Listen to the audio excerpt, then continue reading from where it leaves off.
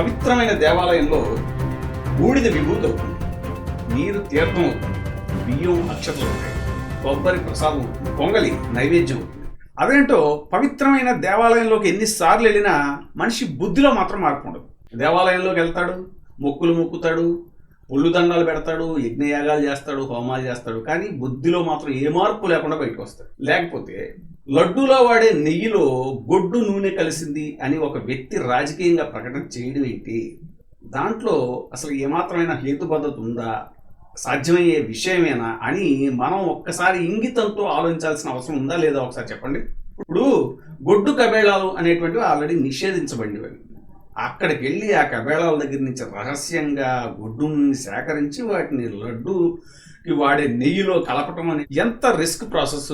పైగా తక్కువ ధరకు ఇచ్చారు కాబట్టి అంటారు.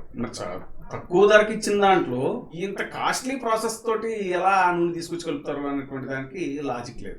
ఆయన అన్నాడు, మనం విని వెంటనే ఆవేశపడిపోయాడు. ఇప్పుడు వనస్పతి లాంటి చౌకగా దొరికే నూనెలు కలిసే అవకాశం ఉంటే ఉండొచ్చు. అదేంటోనండి, నాణ్యమైన మద్యం చౌకగా ఇస్తానంటారు మన బాబు గారు.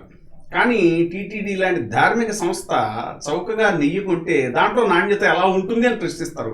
మరి ఆ లాజిక్ ఏంటో బాబు గారికే తెలియాలి.